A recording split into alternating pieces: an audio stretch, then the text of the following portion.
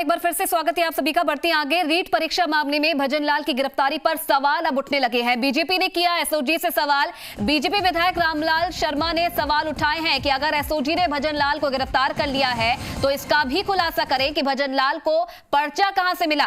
रामलाल बोले कि क्या बड़ी मछलियों तक हाथ डाल पाएगी एसओजी, कहीं सरकार के दबाव के आगे दम ना तोड़ दे एसओजी की जांच। सरकार के किसी राजनीतिक या प्रशासनिक और ओहदेदार की भूमिका रही होगी। पर्चा उपलब्ध करवाने वाले ओहदेदार का खुलासा एसओजी कब करेगी।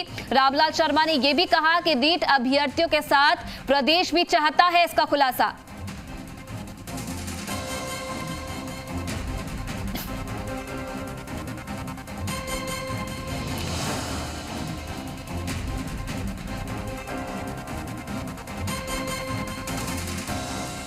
राजस्थान के 25 लाख युवाओं ने रीट की परीक्षा दी और वो तमाम युवा ये जानना चाहते हैं कि रीट परीक्षा का पेपर आउट करने में महत्वपूर्ण भूमिका भजनलाल की थी।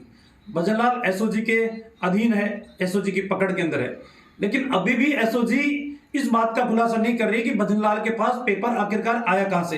तो आज राजस्थान की जनता और तमाम युवा ये जानना चाहते हैं कि भजनलाल के पास पेपर पहुंचाने वाला व्यक्ति कौन था।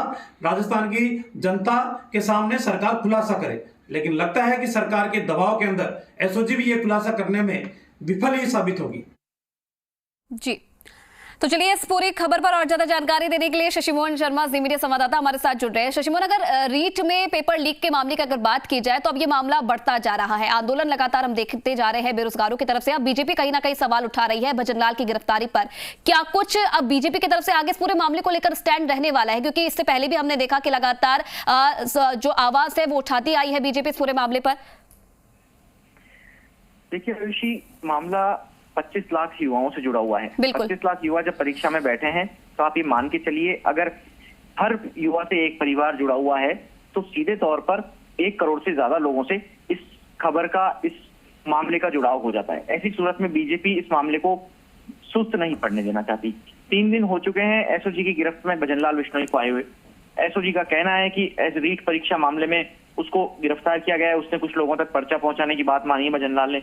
लेकिन सवाल ये उठता है कि अगर भजनलाल ने पर्चा पहुंचाया है तो क्या उसकी प्रेस तक पहुंच थी, क्या उसकी किसी व्यक्ति तक पहुंच थी? उस भजनलाल को पर्चा पहुंचाने वाला व्यक्ति कौन था? बीजेपी साफ तौर पर ये कह रही है, चाहे प्रशासनिक ओहदेदार हो चाहे राजनीतिक ओहदेदार हो, सरकार में बैठा कोई ना कोई व्यक्ति भजनलाल से उसके तार जुड़े हुए हैं जिसने उस तक पर्चा पहुंचाया है। इससे पहले किरोड़ीलाल मीणा समय समय पर आंदोलन कर चुके हैं, सवाल उठा चुके हैं, प्रेस कॉन्फ्रेंस कर चुके हैं।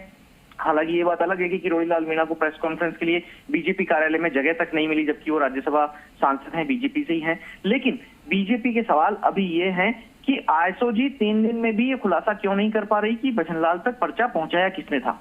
दरअसल वही मास्टरमाइंड और इस पूरे मामले का किंगपिन माना जा सकता है जिसने भजनलाल तक पर्चा पहुंचाया।